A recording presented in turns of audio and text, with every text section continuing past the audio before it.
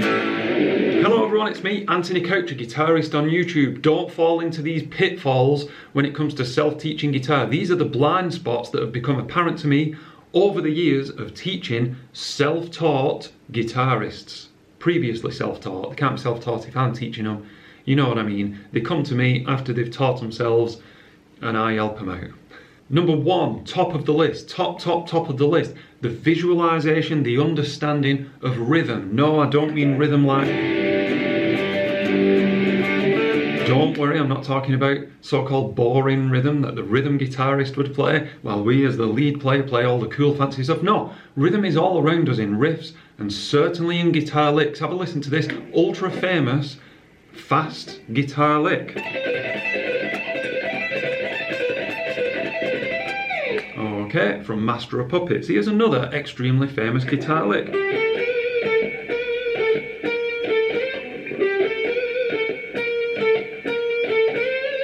Okay, rhythmically speaking, the first one is simpler, easier to get your head around. If I was coaching someone to build the speed of that one, it's very simple, very simple. It's on beat one, tick, tick, tick, tick. Sextuplets, 1, 2, 3, 4, 5, 6, ba, ba, da, ba, and it starts on beat one. Ba, ba, da, ba, ba, da, ba, ba, da, ba, ba, da, ba. To visualize that rhythm to a beat is very simple. What about this one? 1, 2, 3. That in itself can trip up a lot of guitarists because they've not visualized the rhythm. They've not read rhythm enough to know that melody doesn't always fit in a nice, neat little box on beat one. That lick there starts on beat 4. 1, 2, 3, 4. 1, 2, 3, 4. 1, 2, 3, 4. 1, 2, 3, 4. 1, 2, 3, 4. That's tough to count and play at the same time. If you can do that, give yourself a pat on the back. Something like another riff. What beat does that start on? Someone's self-teaching, they have this perception, I find, that everything must start on beat one. They're very good at listening and very good at playing and copying, but they don't always know immediately, oh, I'm coming in on beat 2, I'm coming in on beat 3, I'm coming in on beat 4. What beat does this riff come in on? It comes in on 1, 2, 3, 4. It comes on the and of 3. That's a tough thing to get your head around, certainly to count and play at the same time. 1, 2, 3, 4. 1, 2, 3, 4. 1, 2, 3, 4. 1, 2, 3, 4.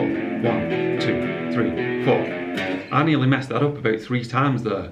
I'm keeping that in and I thought I was going to have to re-record it. That's tough. If you can count and play Come As You Are at the same time, well done. Let me know in the comments. Understand the rhythm, visualize the rhythm. It helps with your playing. Analyze rhythm, write rhythm, just understand it. It's a blind spot. Number 2, neglecting fretboard recall. I mean, it's such a simple one. Well, simple in terms of, yeah, like a very obvious thing for me to say. Not simple in the undertaking.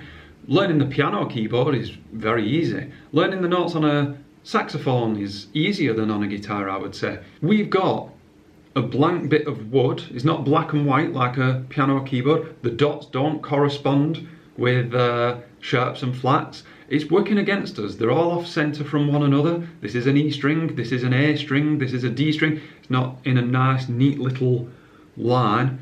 So that means that we don't practice it. But you should. Why should you? Because if you are trying to understand the music theory and know what you're playing, every other instrumentalist probably looks at guitarists and thinks, why don't you know how to find an A flat on your instrument?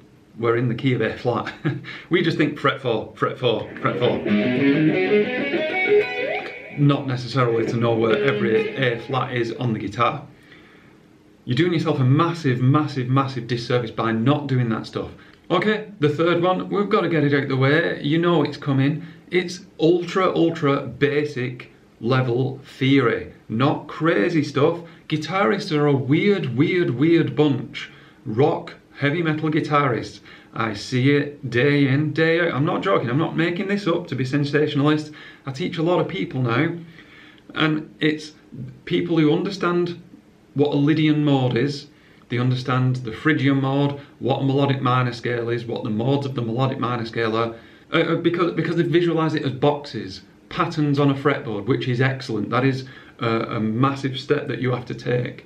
There's two steps to learning music theory. Number one is the theory-ness of it, and number two is the feel of it on your instrument, the muscle memory part of it. Getting the muscle memory down, that's excellent. Keep doing that. You self-teachers, you always do that really well.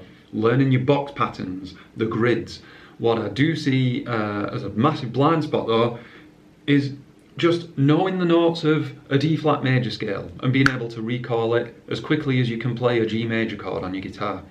Knowing what the notes are in chord 4 of a D major key. Knowing what the 6th mode is of A major and what the notes are, and being able to recall it like that. Maybe that one's not so basic, but certainly the first few, just knowing the 12 major keys and as a result the notes of the 12 minor keys. Then in your head you can build up the triads. It's not cool. You don't impress friends by saying this stuff. You impress them with all your tapping and your sweeping and all that stuff.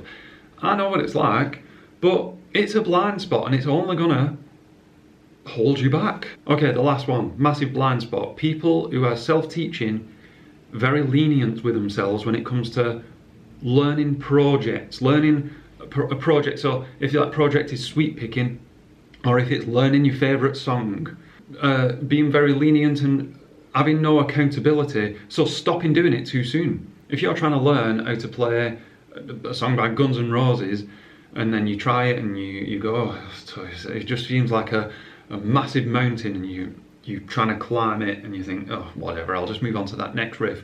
There's something to be said for learning bits and bobs of riffs of many songs. That's a nice way of learning, that's a fun way of learning, but it's too fun. That blind spot that forms by doing that is you don't really get used to playing something all the way through, playing a riff on autopilot while thinking about what's coming next. You know, by playing something and then going, oh, what riff is it next? Oh, it's that riff, and then playing it. Or playing and singing at the same time, or playing and just looking up. That's good practice for performance.